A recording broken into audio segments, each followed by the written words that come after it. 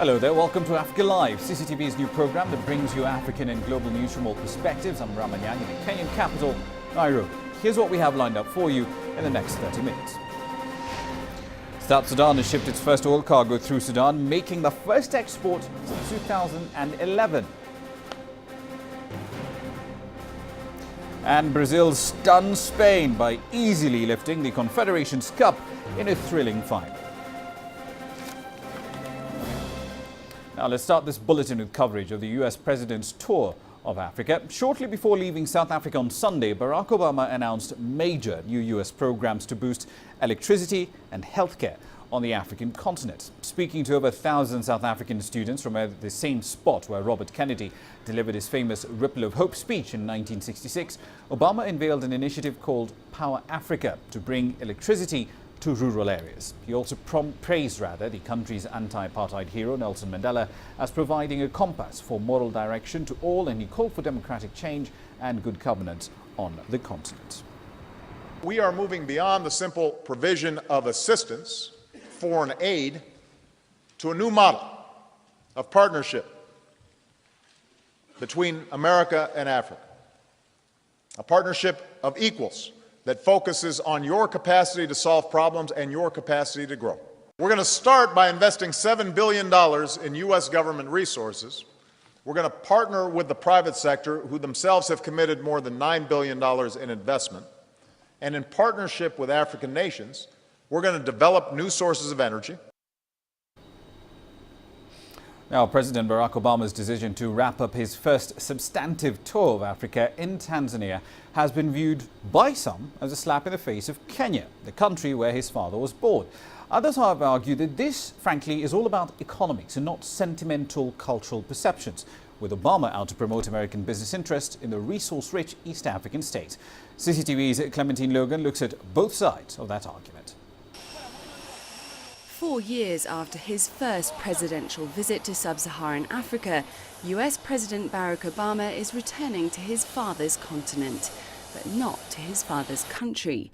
Obama's tour will end in East Africa, but the native son, as Kenyans call him, will be visiting Tanzania, not Kenya. The Obama administration is thought to have taken the decision because Kenya's newly elected president, Uhuru Kenyatta, and Vice President William Ruto both face charges at the International Criminal Court for their alleged role in the 2008 post-election violence, which left more than 1,000 people dead. For him doing that, I think other Kenyans like me who have pain, exactly think that's right. Because if he went there, he could have endorsed their wrongdoing. Tanzania, it seems, is a better model of what America prioritizes on the continent as a whole. We've watched, and I'm sure the administration has watched Kenya go through a difficult period, and Tanzania at this point looks to be a better spot to highlight many of the important things that I outlined. Strengthening democratic institutions, promoting economic growth through trade and investment, and also highlighting the importance of youth. Promoting American business interests is a pillar of Obama's tour and part of wider US efforts to counter China's growing influence on the continent. Though the US is the single largest development partner in terms of actual funds for infrastructure, it recently fell behind China as the continent's biggest trading partner. Obama's visit also comes 3 months after that of Chinese President Xi Jinping on his first foreign trip of the year. It's pure business. America has interests in Tanzania's natural resources, and as we already know, there's Symbian. There's also General Electric, companies that have already signed agreement with our government to tap the gas resources and generate electricity. These untapped natural gas reserves are set to dominate discussions during Obama's visit to Tanzania. Clementine Logan, CCTV.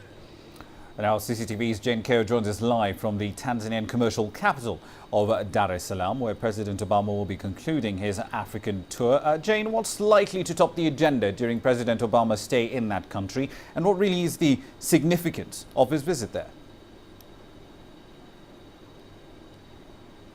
Well, certainly, Rama, business or the economy, if you like, the U.S. has certainly said that the trip is basically based on strengthening economic cooperation and trade ties between the U.S. and Africa. And we expect much of that in this as he wraps up his three-nation African tour here in Dar es Salaam. And Rama, if you notice, in the other two countries he visited, that's Senegal and South Africa, he actually incorporated business events into that trip. And Tanzania will sort of summarize that aspect of this particular trip, because this is the only place where he'll hold a roundtable discussion with business executives from the U.S. investing in Africa and business executives drawn from around the continent, who include, among others, the chairman of the African Development Bank. Now, tomorrow, President Obama will also switch on the African Power Initiative. Now, this is an initiative that seeks to support or try to promote electricity production on the continent. Yesterday, we had President Barack Obama actually pledge about $7 billion in a span of 5 years to help combat power outages on the continent. Rama? Jane, Kenya, of course, has been, still is, East Africa's biggest economy. It's got better infrastructure than Tanzania. It's got better access to a lot of other markets. So what was the economic rationale for going to Tanzania as opposed to Kenya? Well, that's one question that has drawn a lot of debate in and out of Tanzania. And I'd say it actually depends on who you ask, because some will tell you that the U.S. is basically here to play catch up and try to counter China's influence. And this is largely because of the 3-month visit, or rather the visit by the Chinese president 3 months ago here to Tanzania. He had a 2-day state visit as well. And that too raised eyebrows in some quarters. But when you look, Tanzania, it may not be the biggest economically, but it is the richest in terms of minerals. And we're not just talking about the recent gas find. We are talking about minerals like gold, iron ore, and we're also talking about diamond. And this is one country which has so much. It's the biggest also in the region, but it has so much, but has been largely underperforming. So some of these countries are said to be looking into that. And also, let's not forget that this is a country that is strategically located. Unlike Kenya, which has one port, Tanzania has about 3 ports and has a direct border to the DRC. So these countries, if you ask some quarters, they're saying these are the issues that are bringing most of these countries to Tanzania. But let's not forget that when you look at it, the East and the West both have their interests into some of these visits. Indeed. Jane, finally, in a general sense, how the people in Tanzania received President Obama's visit to their country? Well, I think they're generally excited. Even as we speak, we are actually at the State House here in Dar es Salaam, and I'll tell you that people have actually lined up on the streets right outside the State House to give Barack Obama a grand reception. He has a huge following here in Tanzania, and of course, majority are looking to see what he will bring and lay on the table for them. Remember, most of them are actually saying they believe that the visit will actually boost their country geographic. It will boost their country's profile internationally. Remember, this is the third sitting U.S. president to visit Tanzania in a span of about 13 years. So Tanzania is actually emerging as the darling of both the East and the West in recent years. Rama? Indeed. We'll have to leave it there for the time being, though. Thank you very much for that. That's CCTV's Jen Keo. She's keeping tabs on President Barack Obama's visit on the final leg, rather, of his tour in Africa in Tanzania. 10 minutes into the hour, time for a short break. Here's what's coming up. A deadline for Morsi. Egyptian protesters now want the president to resign in a matter of hours. And rehatting the soldiers, African peacekeepers in Mali formally become a United Nations peacekeeping mission.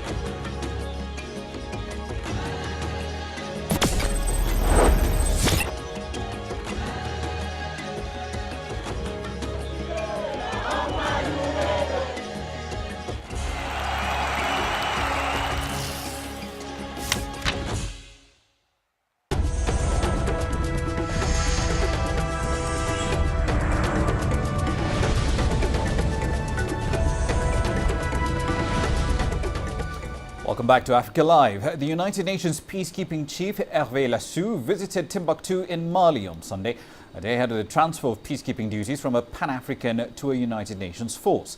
Now, this comes after the UN Security Council approved the deployment last week of a peacekeeping force that will help the Malian government regain control of rebel-held areas and organize crucial elections. For the details, here's CCTV's Wazir Hamsin. A June 18 accord between Mali's government and the Islamist rebels raised hopes that the West African country is back on track to regaining stability after losing half its territory last year to a rebel invasion. The 15-country Security Council last week unanimously agreed that conditions were in place to start deploying the peacekeeping mission from July the 1st as scheduled. The 12,600-member UN force will replace a 6,000-member African-led mission now in Mali. It will be an important date, a date that will require careful oversight, and that is one of the contributions we can make to this election, which is first and foremost a Malian event organized by Malians. We have been providing help with the logistics and will continue to do that, and the contributions of our police force will also help to secure the sites. Local residents have welcomed this move, and most of them are ready to go to the polls. We could hold these elections tomorrow. I'm a local leader, and a week ago I gave these voting cards to my people as expected and followed the orders I received. The 12,600-strong force will take over security duties from French troops who entered Mali in January. France is expected to continue winding down its deployment from its peak of nearly 4,500 troops. However, nearly 1,000 French troops will remain ready to intervene if the UN mission came under imminent and serious threat. Wazir Hamsin, CCTV. Also on Sunday, Senegalese authorities confirmed that they had indeed detained the former Chadian leader, Hissène Habré. The man once dubbed as Africa's Pinochet stands accused of war crimes and torture during his 8 years in power in Chad, where human rights groups say about 40,000 people were killed under his rule. Typically dressed in combat fatigues, which earned him another nickname, the Desert Fighter, Habré fled to Senegal after he was ousted from power in 1990 by Chad's current head of state, Idriss Déby. Habré's reign was marked by fierce repression of his opponents, including alleged torture and executions as well. Further in North Africa, Egypt's opposition, the Tamarod movement, which led nationwide protests against President Mohamed Morsi on Sunday, has given the Islamist leader a deadline to resign by Tuesday, threatening in effect a campaign of civil disobedience if he remains in office. In a statement, Tamarod also called on the army, the police and the judiciary to stand with the protesters. Tamarod is the Arabic name for rebellion, and it's essentially a grassroots campaign which says it has collected over 22 million signatures expressing no confidence in President Mohamed Morsi's ability to govern effectively. One person was killed and hundreds of others injured when thousands of protesters took to the streets across Egypt demanding that President Morsi steps down from power. Now, CCTV's Adel El Mahrouhi has been keeping tabs on developments in Egypt. He joins us now live from Cairo. Adel, what's the latest today from Tahrir Square and elsewhere in Egypt as well?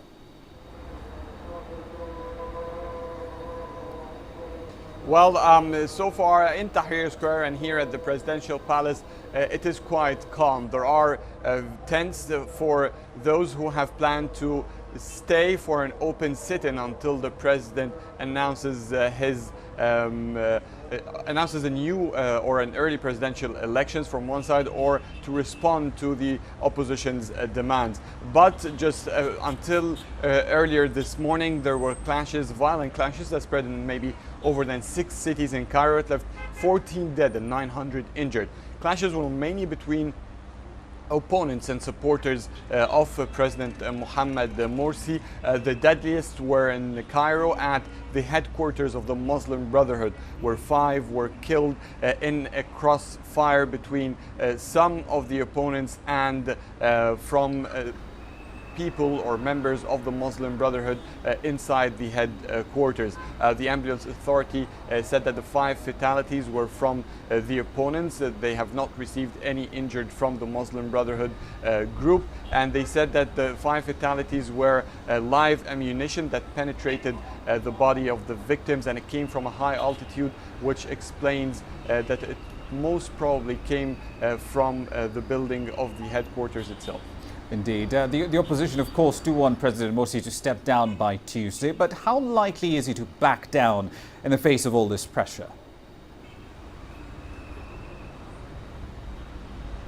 Well, so far it seems far from being a reality. The president's office yesterday, they held a press conference and they stated that the only way out is dialogue. They have called and said that regardless to the number of protests, they must have dialogue with all political factions in Egypt to reach a consensus on how to proceed with reform and democratic transition in Egypt. But at the same time, the president's spokesman said that he believes that the hundreds of thousands who took the streets yesterday are do not belong to a political party. So in a sense, it was an argument from the opposition. So if this is the fact that the president's office know, then calling for dialogue with opposition leader would not make the people in the street return back to their homes from the protests. Anyway, it's still there are still speculations, and Tuesday might be another indication for the president to have a different announcement or to keep his position the same. Indeed. Finally, of course, Adele, the president's spokesman has been quoted as saying that President Morsi is aware of his mistakes and he's working to fix them. But how does that then translate into policies ordinary Egyptians can see, and why is this argument not convincing to the opposition?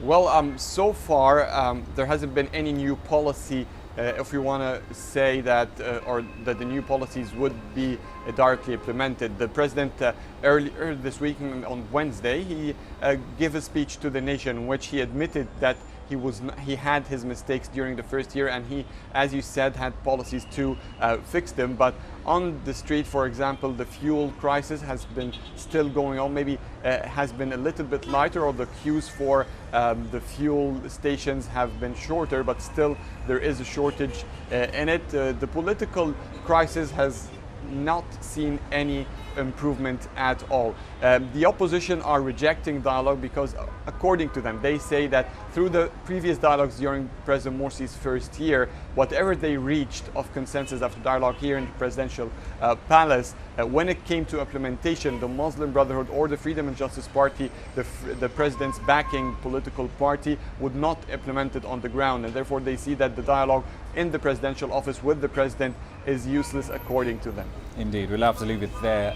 In Cairo, that CCTV's Del Makhroui has been keeping tabs on the developments in Egypt over the last couple of days. Well over 10 people dead and hundreds more injured in the protests so far. Let's move on to East Africa. The death toll of Saturday's fuel tanker accident in Kampala, that's the Ugandan capital, has now gone up to 35. In a statement issued by Uganda's Minister of Information, Rose Namayanja, 17 bodies have reportedly been identified by family members. A further 16, however, will need DNA tests to establish their identities. The Ugandan government has sent messages of condolences to the bereaved families and cautioned the public against attempting similar acts which endanger their lives. The accident reportedly occurred after a car rammed into a fuel tanker, spilling fuel onto the road, which then burst into flames. Many people reportedly rushed to the scene to siphon off that fuel. The Ugandan government is now considering classifying roads according to types of vehicles. The capital, Kampala, is a major transit route, however, for fuel tankers to countries like Rwanda, Burundi and the Democratic Republic of Congo. Some were burnt beyond recognition. So out of the 29, 17 bodies have already been collected by their families. Of the 29 people who were injured and evacuated to Mulago National Referral Hospital, 6 so far have succumbed to death due to the intense nature of the burns. And that brings the death toll as of now to 35 persons. On South Africa now, where the people of Nelson Mandela's home village of Kunu in the Eastern Cape have been holding special prayer meetings for the ailing statesman. They have been on edge ever since he was admitted to hospital about 3 weeks ago. This weekend, however, this community, which has been bracing for grief, found a reason to celebrate, as CCTV's Renee Delcam now reports. Nelson Mandela, who has been married 3 times in his life, once said that a happy marriage is the ambition of all human beings. a sentiment echoed during the wedding ceremony of Bora and Charity Tatani when they tied the knot in Kunu. And after the church wedding, known as the white wedding part of the celebrations, there was a more traditional phase. But first, a short tribute to Kunu's favourite son.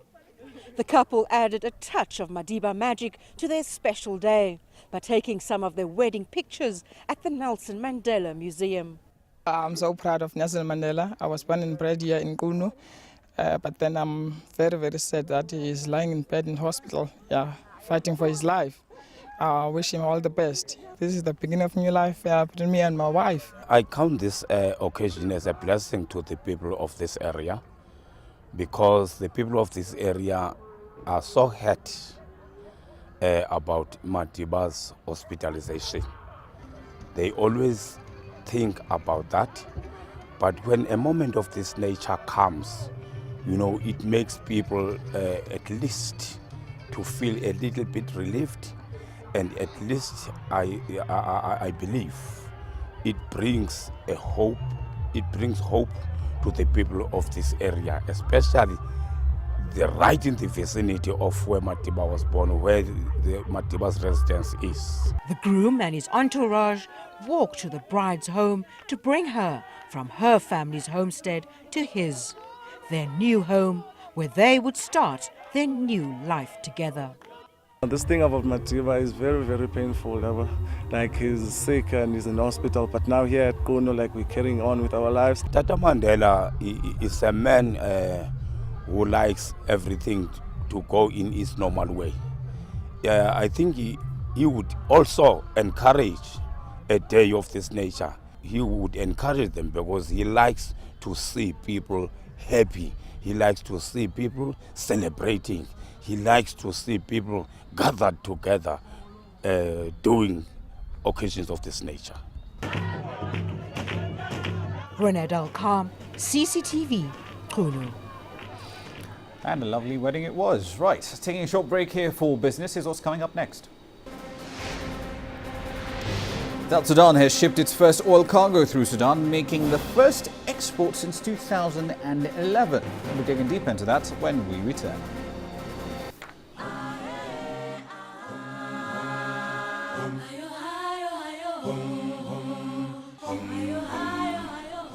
South Sudan says it has shipped its first oil cargo through Sudan to international markets since 2011, as its vice president visited Khartoum to defuse a row that has threatened the cross-border flows that support both countries' economies.